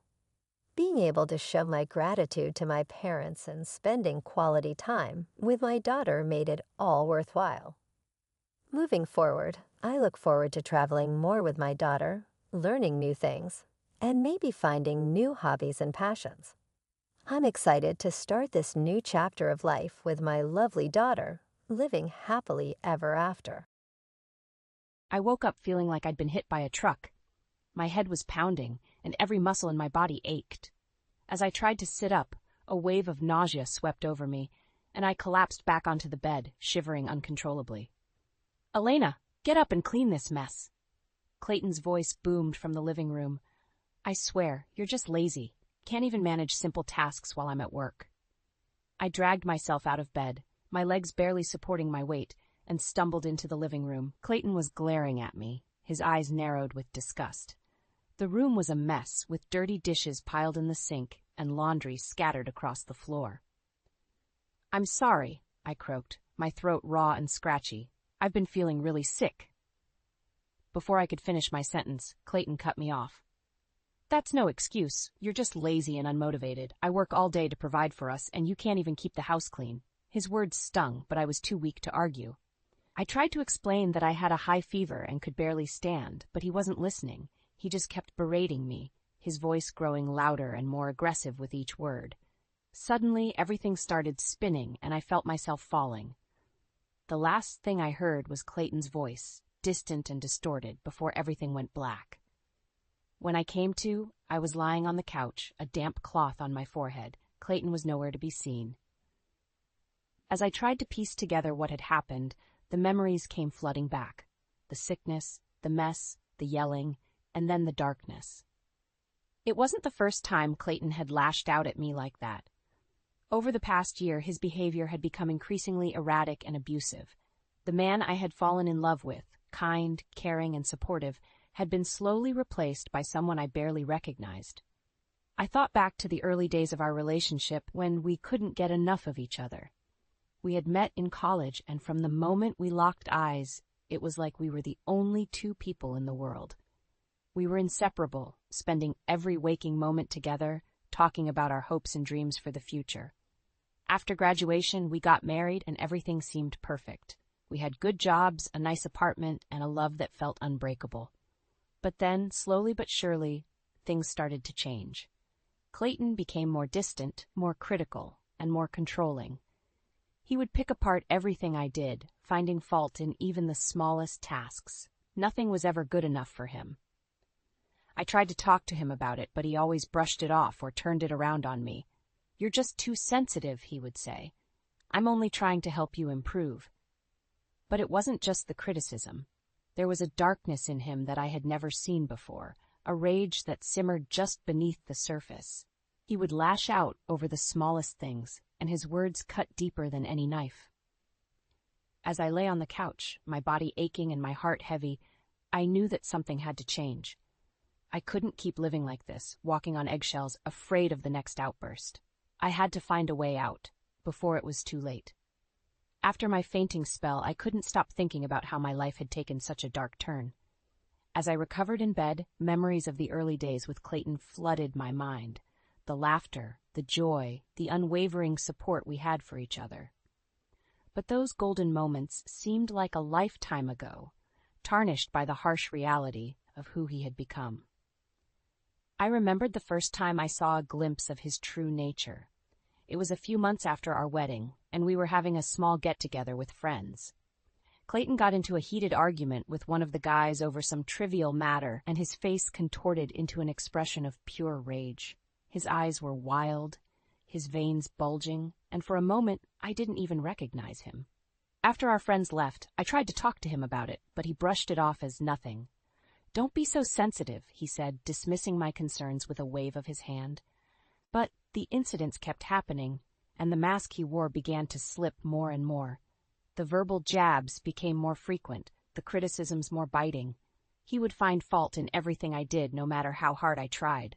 One evening, as I was cooking dinner, he came up behind me and started berating me for the way I was chopping the vegetables. "Can't you do anything right?" he spat, his words dripping with venom. I was so taken aback that I dropped the knife, narrowly missing my foot. Clayton just laughed, as if it were all some big joke. That's when I remembered the warning signs I had ignored from his ex-girlfriend, Emily. She had tried to tell me about his volatile temper and controlling behavior, but I brushed it off, convinced that he had changed. "He's not the same person he was with me," I had told her, my voice brimming with naive optimism. But Emily saw through his facade. "Believe me, that's just an act," she had cautioned. "The real Clayton will show his true colors eventually." How right she was. As I lay in bed replaying those memories, something inside me shifted. A fire ignited, a determination to take back control of my life. I couldn't continue living in fear, walking on eggshells, waiting for the next outburst. I knew that leaving him wouldn't be easy. Clayton had a way of making me feel small, worthless, as if I couldn't survive without him. But I had to try. For my own sanity, for my own safety, I had to break free from his toxic grip. From that moment on, I started documenting everything. Every insult, every criticism, every act of aggression, no matter how small. I kept a detailed journal, recording dates, times, and specific incidents, building a case against him. Whenever he berated me for not doing enough around the house, I would calmly remind him that I worked just as many hours as he did.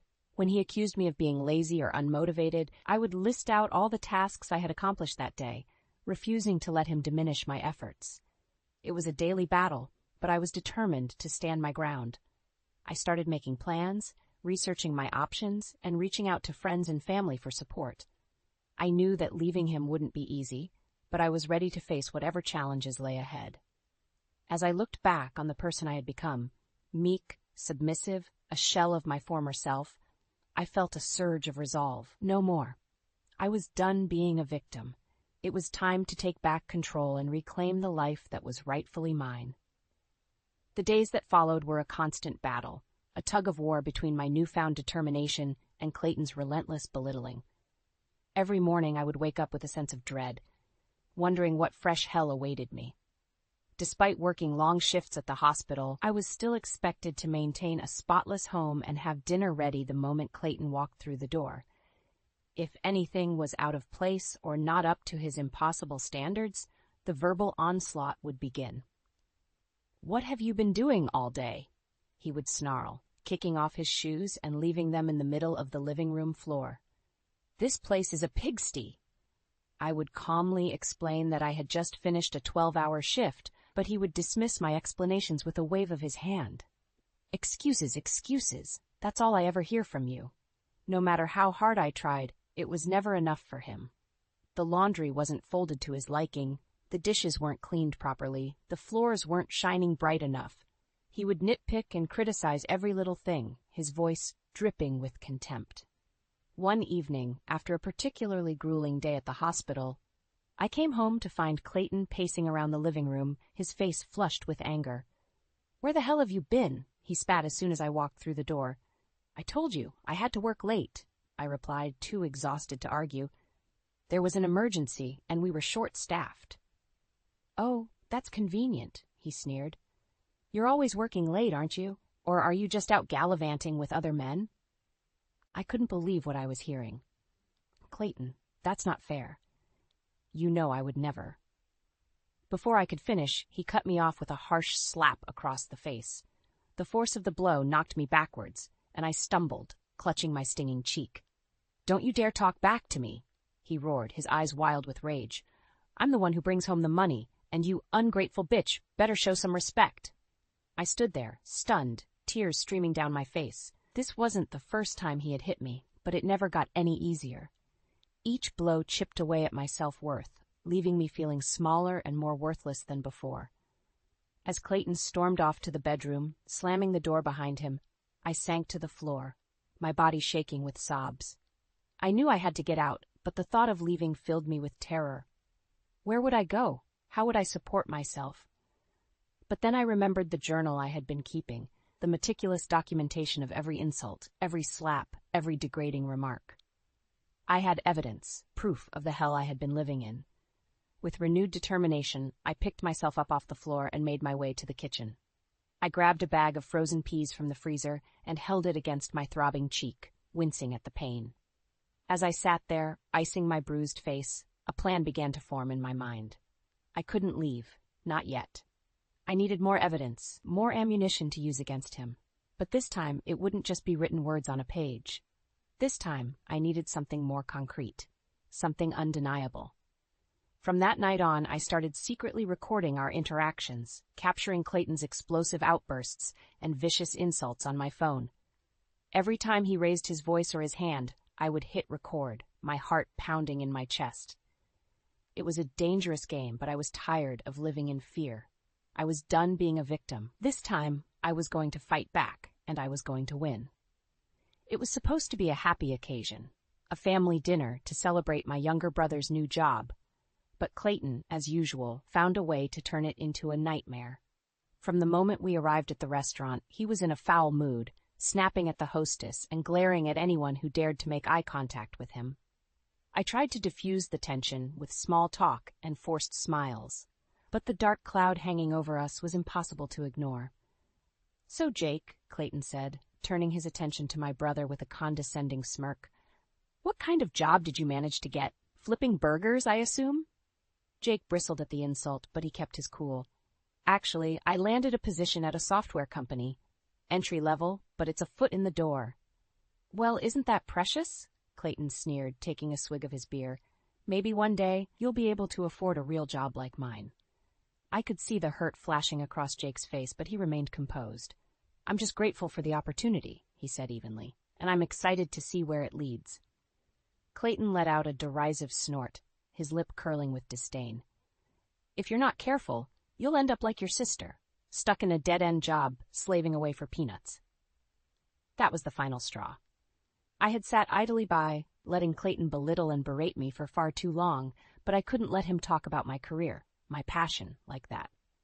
Excuse me, I snapped, my voice trembling with anger. I'm a nurse, Clayton. I save lives every single day. How dare you act like what I do is worthless? For a moment, Clayton looked taken aback, as if he couldn't believe I had the audacity to talk back to him. Then his face contorted into a mask of rage, his eyes narrowing dangerously. Watch your tone with me, woman, he growled, leaning across the table. Or do you need another lesson in respect? The threat was clear, and a chill ran down my spine. I opened my mouth to respond, but Jake beat me to it.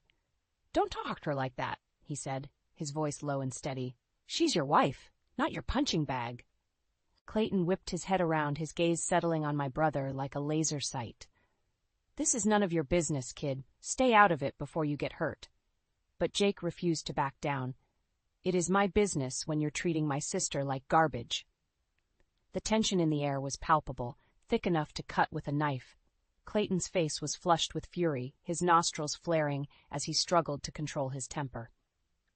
Let's go, he snarled, tossing a handful of bills onto the table. This dinner is over. As we left the restaurant, Jake pulled me aside, his eyes filled with concern. "Elena, what's going on?" he asked, his voice hushed. "That's not how a husband should treat his wife." I opened my mouth to brush it off, to make excuses for Clayton's behavior like I always did.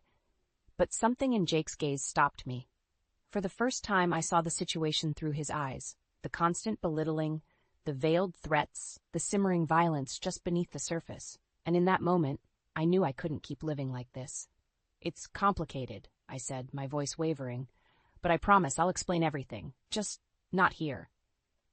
Jake nodded, his jaw set with determination. "Whenever you're ready," he said. "I'm here for you, sis. No matter what." As we drove home in tense silence, Clayton seething in the front seat while Jake and I exchanged worried glances in the back, I knew that the time for secrets was over. If I was going to get out of this nightmare, I needed all the help I could get. And who better to have in my corner than the one person who had been looking out for me since the day I was born? The next few days were a whirlwind of planning and preparation. After the disastrous dinner, I knew I couldn't keep living in fear any longer. It was time to take action. Jake was true to his word, and he became my rock, my unwavering support system. When I finally worked up the courage to tell him the truth about the abuse I had been enduring, he didn't hesitate for a second.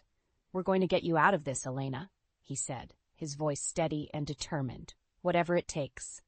Together, we hatched a plan. We needed undeniable evidence of Clayton's behavior, something that would hold up in court if it came to that. Audio recordings were a good start, but we needed visuals too. "What if we set up cameras around the house?" Jake suggested. "That way we can capture everything.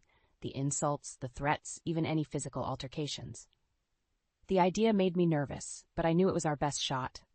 Clayton was becoming increasingly erratic, his outbursts more frequent and more violent. Who knew how far he might go if left unchecked? We decided to keep things simple. A few discreet cameras in the main living areas, nothing too obvious that might tip Clayton off. Jake handled the technical side, ordering the equipment and setting it up while I was at work. The first few days were nerve-wracking, waiting for something to happen. Every time I heard Clayton's heavy footsteps or raised voice, my heart would start pounding, and I would brace myself for the worst. And then, it happened. I was in the kitchen, cleaning up after dinner, when Clayton stormed in, his face contorted with rage. "What the hell is this?" he snarled, thrusting a crumpled piece of paper in my face. It was the phone bill, with a series of numbers highlighted in bold. "Who have you been calling?" he demanded, his voice low and menacing. "Is it another man? Are you cheating on me?" "Clayton, no, it's nothing like that," I protested, trying to keep my voice steady. "Those are just calls to my brother. You know that." But he wasn't listening. In a flash, his hand lashed out, striking me across the face with such force that I stumbled backwards, clutching my stinging cheek. "Don't lie to me, you ungrateful bitch," he roared, advancing on me like a predator cornering its prey. "I work my ass off to provide for you, and this is how you repay me?" I cowered in the corner, my heart racing as he towered over me, his fists clenched at his sides. For a moment I was certain he was going to hit me again, or worse. But then, just as suddenly as it had started, the rage seemed to drain out of him.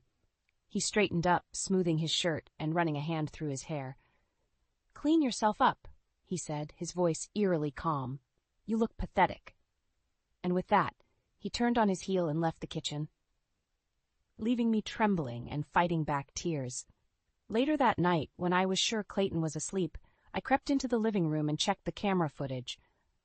There it was, captured in high definition.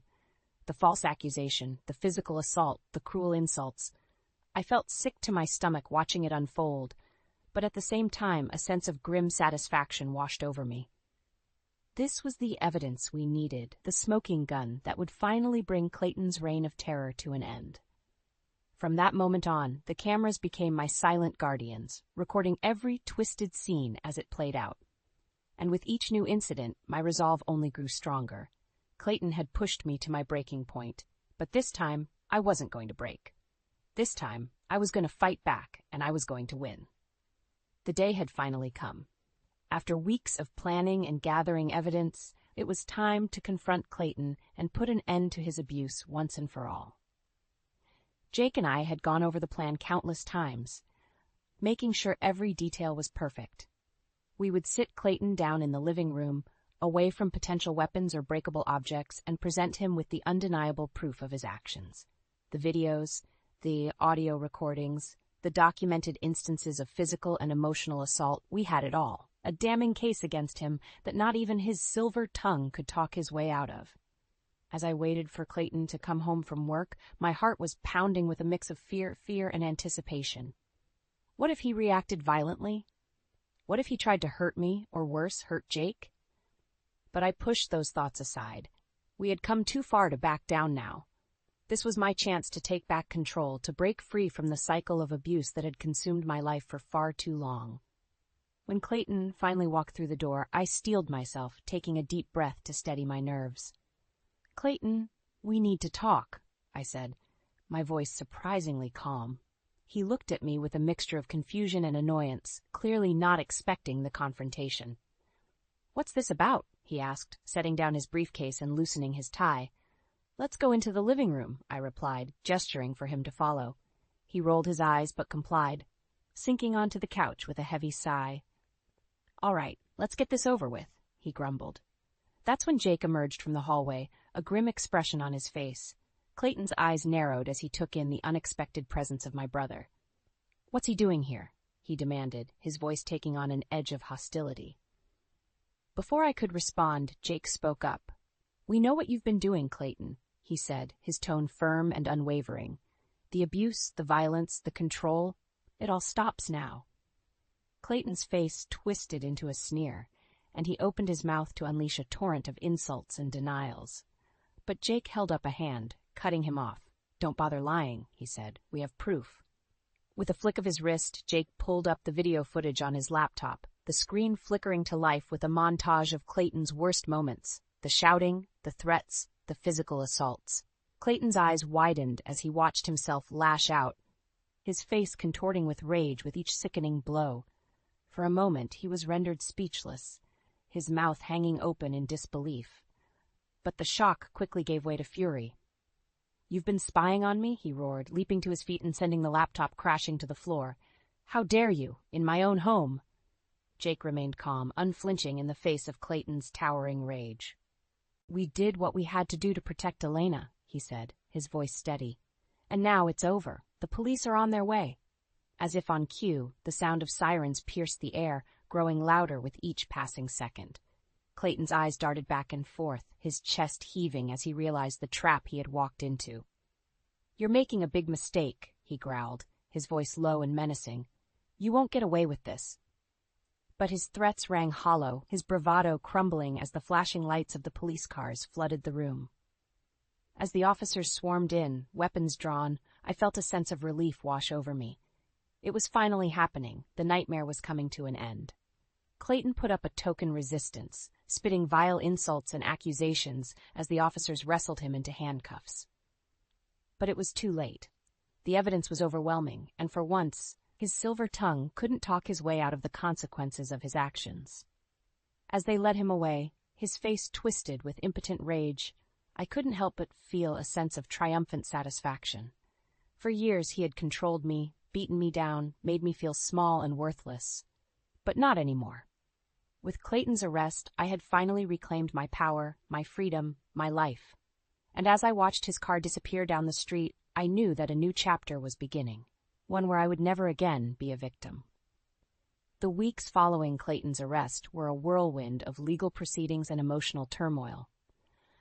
But through it all, I clung to the knowledge that I had finally taken back control of my life. The evidence we had gathered, the videos, the audio recordings, the documented instances of abuse, painted a damning picture that even Clayton's high-priced lawyers couldn't refute. His attempts to discredit me and portray himself as the victim fell flat in the face of such overwhelming proof. As the court dates rolled around, I found myself steeling my nerves, determined to face my tormentor head-on. Jake was by my side every step of the way, a rock of unwavering support. When I took the stand, Clayton's eyes bored into me with a mixture of rage and desperation. His carefully cultivated mask of charm had slipped, revealing the true monster underneath. "You're ruining everything," he snarled as I delivered my testimony, recounting the years of emotional and physical abuse I had endured. "You were nothing before me, and you'll be nothing without me." But his words held no power over me anymore. I met his gaze with a calm, unwavering resolve, my voice steady and strong as I laid bare the truth of our twisted relationship. In the end, the evidence was too overwhelming to ignore. Clayton was slapped with a restraining order, barring him from coming within 1,000 feet of me or my family. The judge also awarded me a substantial divorce settlement, ensuring that I would be able to start fresh without the financial burden of our shared assets weighing me down. As the verdict was read, I allowed myself a small, satisfied smile. Justice had been served, and Clayton's reign of terror was finally over. But the true vindication came in the weeks and months that followed, as the ripple effects of his exposure began to take hold. Word of his arrest and conviction spread like wildfire through his professional circles, and the once charming salesman found himself shunned and ostracized. Clients and colleagues alike wanted nothing to do with a man who had been exposed as a violent abuser. Within weeks, he was unceremoniously fired from his high-paying job, his reputation in tatters. The expensive suits and fancy cars were gone, replaced by a humiliating reality of unemployment and social pariah status. As for me, I found myself embarking on a new chapter, one filled with possibility and promise. With the weight of Clayton's oppression finally lifted, I was free to pursue my dreams and ambitions without fear or limitation. I threw myself into my work at the hospital, channeling my newfound strength and resilience into caring for others. My colleagues remarked on the change in my demeanor, the newfound confidence and determination that radiated from me. And in my personal life, I became an advocate for victims of domestic abuse, sharing my story and offering support to those still trapped in the cycle of violence. I knew firsthand the shame and isolation that came with being a victim, and I was determined to be a beacon of hope for others struggling to find their own path to freedom. As I stood at my kitchen window one morning, sipping a steaming cup of coffee and watching the sunrise, I couldn't help but reflect on how far I had come. The woman I was a year ago, cowering in fear and drowning in self-doubt, felt like a distant memory.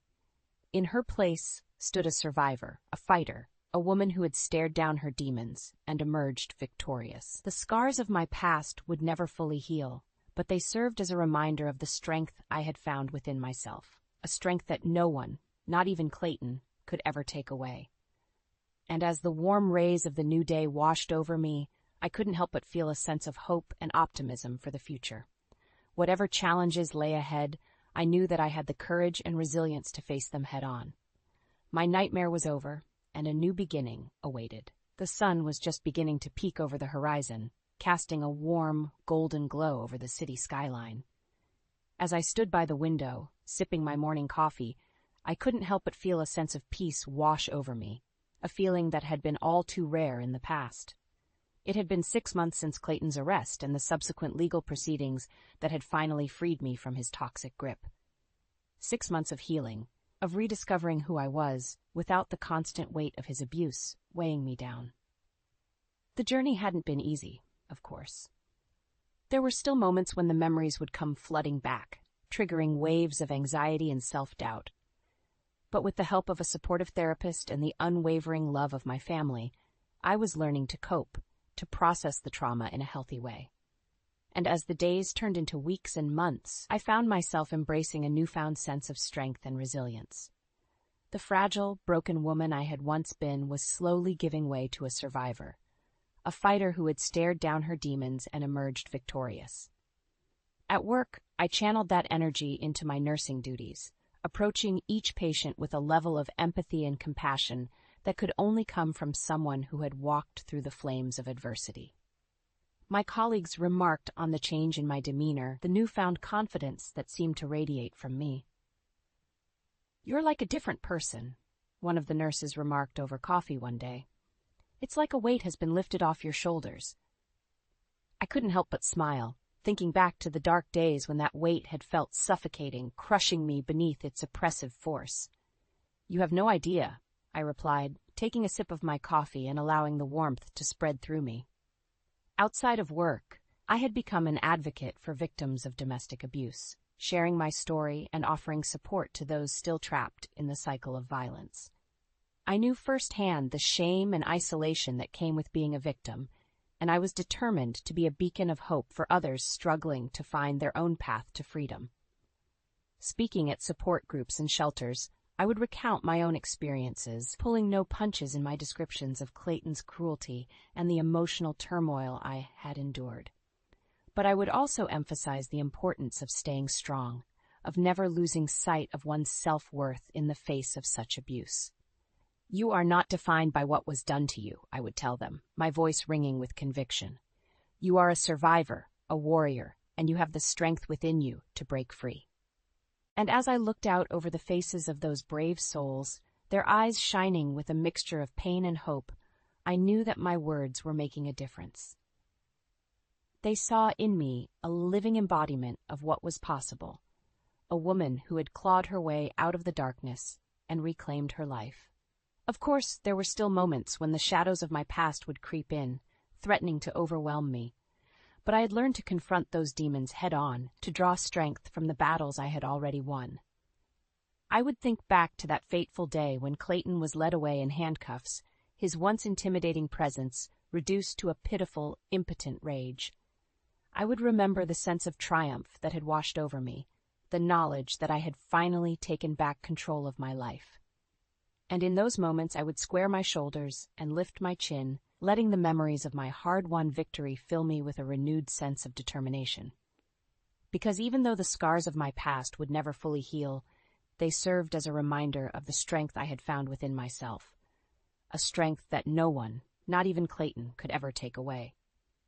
As the sun continued its ascent, bathing the city in a warm, golden hue, I took a deep breath and smiled. A new day was dawning, filled with endless possibilities and the promise of a brighter future. My nightmare was over, and a brand new chapter was just beginning.